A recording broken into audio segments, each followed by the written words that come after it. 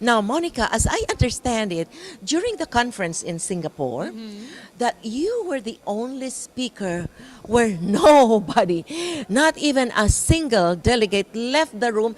They stayed on and on and on. And this is what I heard is that all the other speakers, you could see that delegates were slowly filing out of the room even before they completed their talk. So, what do you believe? What was that in your talk, or it could be the way you deliver?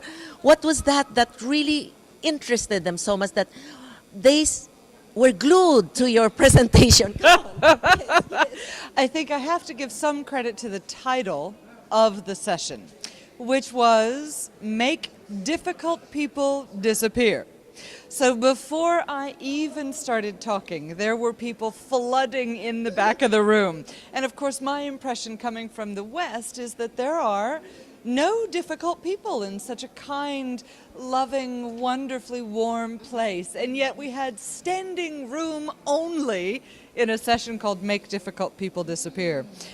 My style is such that I connect with the audience and tend to leave the stage and walk in and around the audience. So I think maybe that style coupled with the topic title was something, it was different, it was new, it was something they hadn't seen before and very much engaged their attention.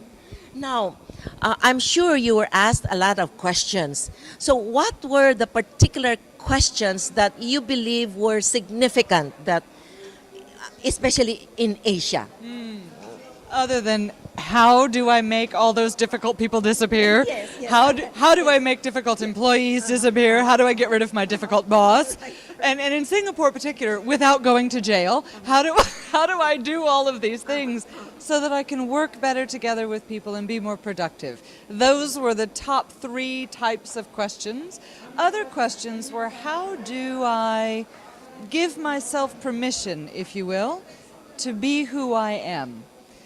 And in a culture in which there is such wonderful uniqueness and so many different talents and personalities and people, certainly, it sometimes is difficult to stand out and to be different among your many colleagues who may appear to act the same way.